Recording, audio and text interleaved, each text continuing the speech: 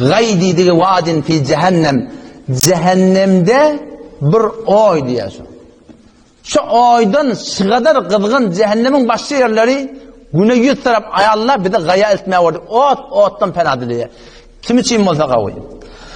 فَخَلَفَ مِنْ بَعْدِهِمْ خَلْفٌ أَضَاعُوا الصَّلَاةَ وَاتَّبَعُوا الشَّهَوَاتِ فَسَوْفَ يَلْقَوْنَ غَيًّا. Kim için? فَخَلَفَ مِنْ بَعْدِهِمْ خَلْفٌ أَضَاعُوا الصَّلَاةَ. Namaz zayi eden adamlar. Namaz okuyorlar. Namaz okuyor da namaz cemaate gelenek. Namaz cemaate gele de tavun kıyalık, inglik kalşı. Doğru ruku yok, doğru secde yok. فَخَلَفَ مِنْ بَعْدِهِمْ خَلْفٌ أَضَاعُوا الصَّلَاةَ. Namaz zayi eden adamlar. وَاتَّبَعَ الشَّهَوَاتِ. Kahişatlarının yerine. Hekim benim yerine giden adamlar. Men radiyet çekottular. وَاتَّبَعَ الشَّهَوَاتِ. Ne olacak idi? فَسَوْفَ يَلْقَوْنَ غَيًّا. İnalekem. Barcak çayşa gaydır diye Huday Teala. Müslümanın için Kur'an korkulmadan şey götür. Aslında Müslüman doğun. Zemherir deyip bir yer var. La yaravne fiha şemse ve la zemherira. Ehli cennette günne görmerler zemherir. Soğuk da görmerler. Ama cehennemin bir yer var. Bu diyalak yer diye. Hem kızgınlığın azap verecek, hem bu diyalak var soğuktan azap verecek. O bir ne? Huday hakikaten tinetul khibal diye. Tinetul khibal ne ameliye? Peygamberimiz soraptırdı. Tinetul khibal ne ameliye? Peygamber ayette diye arak içen adamlar var dedi. Fark etmiyor yani. Viski olsun. Haydi bir abjoyu olsun ki meslet yan olsun. Haydi bir daha dikeden aklın huşun ayıryan olsun. Şona hamur değil diye. Hamur diyense aklın ortayan da değil. Kırak olsun aslında. Haydi bir daha dikeden aklın ortayan olsun. Şona değil de. O zaman işte meşrubatı alkolü varmıştır. Peygamber ayeti ya. Kâle Resulullah sallallahu aleyhi ve sellem men şeribel hamr ve sekire lem tuqbel lehu salatun 40 sebahan. Her kim arak içip de mes oldu mu 40 kullab şon namazı kabul etti. Yani 40 kullab şol adama namazın sevabı verilmiyor. Namazını hep verdin mi? Eğer namazını hep verip dünyadan gitti, sen şuna şeketine bir adam bir namazı gitti, %100 şu dünyadan imana gider Müslüman doğun. Men tereket salate muteammiden fakat kefere. Huday hakikaten baştaki ulamaların teviline var, o adamı imanlı değil mi? Namazını okuyordun, namazının sevabı yok. 40 gün içerdi. Bir namaz değilecek ya fakat. 40 gün içerdiğin bir adam meşrubatı alkolü içti mi? Toramda valakın şu doğrultusunda girdi mi? Hot diye 40 gün için namaz kabul olacak. Ve immâte dekhalen nar. Eğer öldü mü? Doğru cehennemliktir Peygamber. Arak içiptir, mesulüptür, tövbet ne yaptır?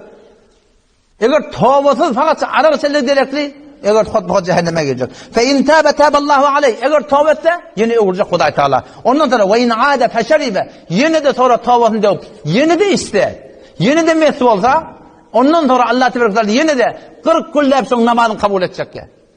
Ve eğer şahalatta tövbe etmeyen ölse, yine de doğruca cehenneme girecek. Eğer tövbe etse, Allah Teala yine kabul edecek diye tövbe.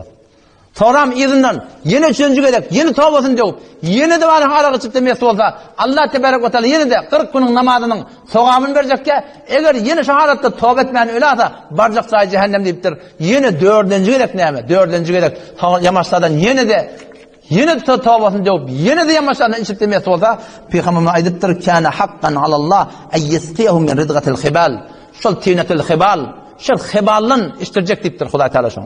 Ya Resulullah o kim molya, o ne molya diyenine, o sâretu ehlin nâr deyip diye. Cehennemiyle imanın akyan çirkler, dağıtlar, şo deydi de Peygamber'e. Meşrubat-ı alkolü, set haram dağıt.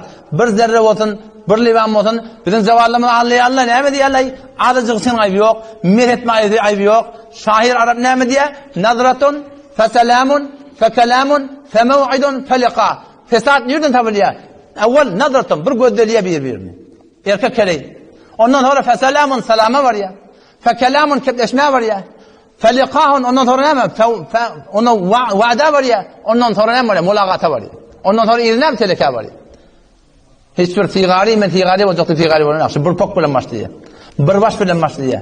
Bir ağız bilen başlıyor. Şu tayda Müslüman doğanım ağlanmalı. Sauda deyiptir. Saurhiquhu sauda. Cehennemde bir beyiklik olacak 70 yıllık uduk.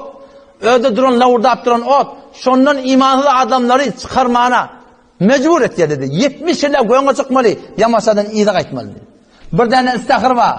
فَلْيَذُوقُوهُ حَمِيمٌ وَغَسَّاقٌ. Anırbaş kılgın hamim ma. Qızgın qaynap turan ıssaqır.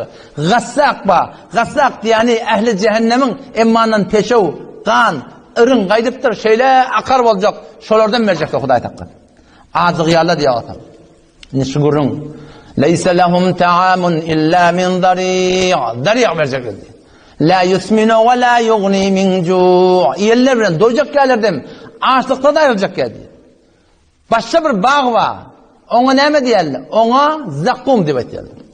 Nereden çıktı ya? İnneha şeceretun tahrucu fi aslil cehim. Cehennemin o içinden, o odun içinden Allah Teala bağ çıkarıptır.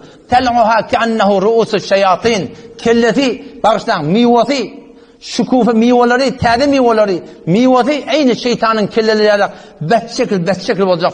Kimin gazafı? Ta'amul atim, günahkarlığın taamı, kel muhl, aynı mis kaynayışıyla kaynaya diye. Yagli fil butun, içerlerine, karlarına kaynaya. Ki galyil hamim, aynı lakırdap, karının kaynayışıyla, kütrin kaynayışıyla, şol zakkumdan yerlerine, adamdan karnına şıparım diye kaynayacak diye. Fe innehum la'akilûne minha, femâliûne minhel butun. Karlarını şu zakkumdan dolduracak diye. Vakti ki zakkum yerlerine diye, bokurduktan geçen ak diye. Yadını çiçeğe diye bulan. Bu dünyada bokurduktan geçen su içecek. Su getirip beriyeli diye atam. Su içecek. Her kişi gıdgın su ağzına alanca, Peygamber'e aydıptır. Eteki doğduk, göbeğe, defeki doğduk, manlaya, dil çiğişip, bokurduk daralıp, yetecerra'uhu, ve la yekâdu yusîguhu, ve ye'tîhil mevtu min kulli mekânin ve mâ huve bimeyyit. Yetecerra'uhu, su saptu. Bokurduktan da geçenek, asgırıp, su içmete başta çaresi yok. Yetecerra'uhu, cür'e içe diyorsun. Ve la yekâdu yusîguhu, yudup da bilenek, lavurdap, alıp beddilinler. Dil çiğişigiri, bokurduk daralıqlı.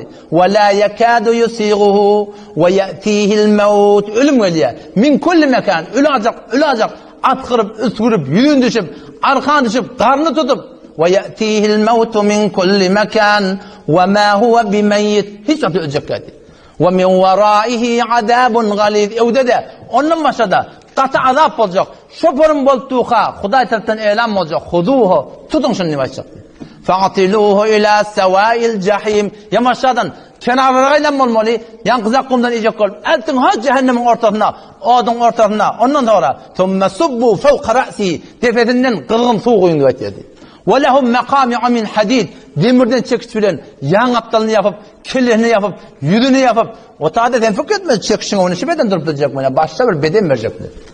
Kafirin dişi, Uhud dağ yalık diş olacak. Başka bir ceset verecekti. Başka bir kol verecekti.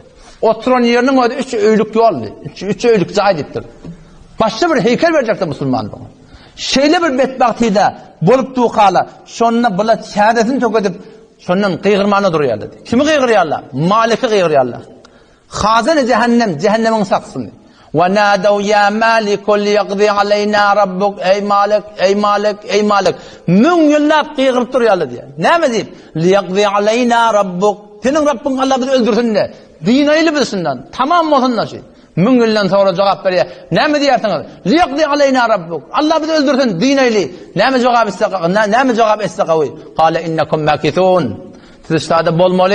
O ne mi deyin? O ne mi den söyleyeyim? لَقَدْ جِئْنَاكُمْ بِالْحَقِّ Biz hak bilen size geldik, kitap geldi, peygamber geldi, şeriat geldi, doğru eğirtide aydınlı. Velakinne aktarakum lil hakkı karihun. Siz hakkı yok gördünüz. Tellağal edip bilmeyen doğru değil. İnkar etmeyin. Velakinne aktarakum lil hakkı karihun. Em abramu emran fe inne mubrimun. Ola hakkı yıkacak olup, hakkı yatıracak olup, hakkın önüne geçecek olup, kastettilemi. Fe inne mubrimun. Allah biz hem kastedilir diye şu batıl yıkmadan süründü. Em yahsebune aya güman ettiler ki biz şolun meşveri hayı penhanidini, dinin hakkında, diyanatın hakkında, den uriyallarını, haber veriyallarını eşitmeyen muhalifet diyen Huday Teala. Biz hemmetinden haberimiz var diye Huday Teala. Pedon hayfurunu koyuptur. La tahsabannallaha gafilen amma ya'maluz zalimun. Zalimden bolup bersinden Allah'ını gafil güman etme. İnnemâ yuakhiruhum liyevmin teşkasu fihil absar. Biz ol hesap kitap bu dünyada bir kakyarlı bizi. Vaqtda düşündürmeden çireyim, bir de kakyalla, bir de aydan oluyat, günden oluyat, yıldızdan oluyat, çobanın tayağından oluyat, gelinin ayağından oluyat. Yo böyle değil. وَلَنُذِيقَنَّهُمْ مِنَ الْعَذَابِ الْأَدْنَى Allah bir şu dünyada size küçücük azaplar dağıttırıyat. دُونَ الْعَذَابِ الْأَكْبَرِ Kıyametin olukan azabından övünçek. Nemeden çireyim? لَعَلَّهُمْ يَرْجِعُونَ Bir köşeleri övurlatın ya Huday.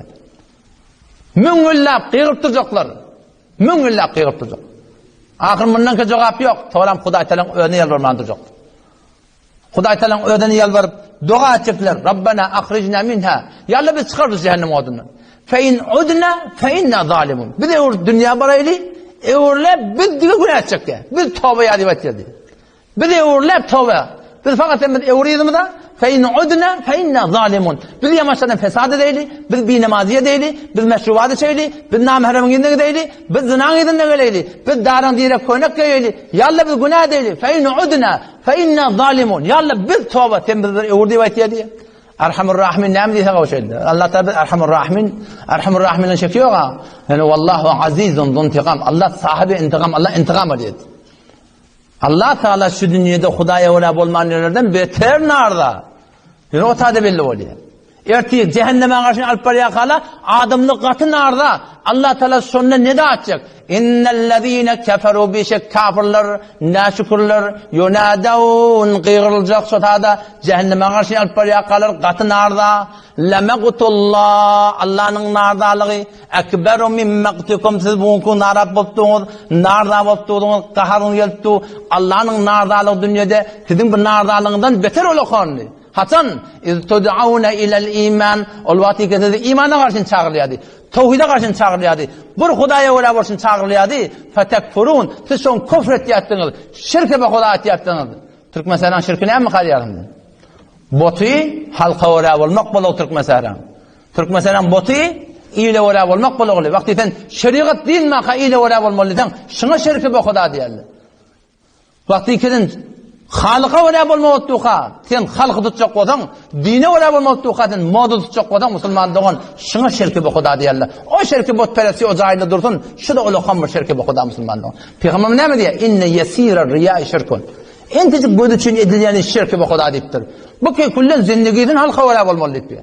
Bu ki zindaginin kullen ile ola bolmalı diyor. Ne kadar nimetler şirki vardır. Şunun Huda tebarek ve ne cevap verir? İhsa'u fiha. İhsa'u diyani İti cet diyorlar. Araplar şu kelimenin istifade edin. İhsa. Keplemen. Ve la tukellimuni. Memnun keplemen diye Huda Teala. Şu da kahardı. İnnehu kâne ferîkun min ibâdî. O dünyada yadığında şiyami. Min bendelim mâdi. Mescide var yadi. Cemaate var yadi. Din tebliğat yadi. Dine uğra olmalı yadi. Şunda duat yadiler. Rabbena gfir lana. Ya Allah bizi bağışla. Varhamna ente hayr rahimin. Dine uğra olmayan adamları. Fettekadtumuhum suhriyen. Siz şunlar maskara tutuyatın. Bu bir nimetin. Bunun nimetin. Hatta ansevkum zikri. Ta ki siz min Allah uğra olmayan kullen yattan çıkardınız. Din diyanete uğra olmayan kullen maskara ettiniz. وَكُنْتُمْ مِنْهُمْ تَضْحَكُونَ قُلْ يَا دِنَ ذِي أهل إيمانه شو ممكن كمول يا كافر بده ولا ناق مسلمان ولا بده هذا في خمر من الشوج يقول بردنا أنا شو أقول يدور تشكوتن دين كونا كيسن كبدني بيلله بول مثلا ها قل يا الله ثانا بعض عننا ولا الحقتا جدا كانوا تقول قل يا الله فلاني آدم منكر والمل فقط نشمنا كلنا تركت يا الله şu ahlaklar hakikaten Müslümanların kafirin ahlakı Müslümanın ahlakı değil o zaman şu tayda Müslümanda oldum sen Medine'den gurrun odağa gitti. Asli maksat Allah Teala'nın razıydı. Şu Huda Teala'nın qahrı gadabından korkmalı. Allah'ın qahrı gadabı beter güçlü. Allah'ın tutumu beter güçlü. Rahmetinin giyin oluşu Allah qahrı gadabı da güçlü Müslümanlığın. Umidvar olsun mu diye Allah Huda Teala'dan korkmalı. Allah Teala iki ayağını yapıştırıp aydıptır. Nebbi ibadi menin bendeleme haber ver. Enni enel gafurur rahim min Allah bağışında o mehreban. Ve enne azabi huvel azabul alim benim bendelemem haber de ver kimin Allah'ın azabı dertnaktı. Şu ikarıda umidvari bilen gelmeli. Peygamber yol öğretir her vakit günah ettin mi yerine mi kavuş ettiptir şu. Günahkar olmayan yok. Kavuş da bilen, tövbe bilen, istiğfar bilen, hakkın nasıl hakkı verip şey deyip inşallah başardığımızda toğlanıp gitsek inşallah umid ba Allah Tebarek ve Teala rahmetini satın. Günah etmeyen yoktur. Ama günah bilen yaşamak 24 saat günah var vücutta. 24 saat namerhemle talamış ketpiye. 24 saat tigar çek ketpiye. 24 saat araq içip ketpiye. 24 saat namerhemle irtibatı var. 24 saat telefilm özüye. 24 saat barakim Allah'a. 24 saatlik kul haberler ketpiye. Kavat diline yalan ediyor. Ya Allah mahfet meni. Kavat gözün namerhemle çaya. Kavat telefilm niyetin onu gözle ayardın. Kavat Hudayla qınmarakim. Yüze kalıp buradaydı. Salam verilen salamlaşa ayardın. Ya Allah mahfet meni başarmadım. İstiğfar eda. Kemçilikleri çalamlıkta, qavulukla bilen cobran edek inşallah umid var ki biz cenneti boluruz inşallah. Ama yok, günah bilen yaşamalardan inşallah. Nerede inşallah? İnşallah niyet edeyli. Ki biz ödümüzü kenara koyaylı. Şeriata uğra olaylı. Tücülük bilen, muhabbet bilen, hoşberhurdi bilen, hanavadani ödümüze zahmet çekeyli.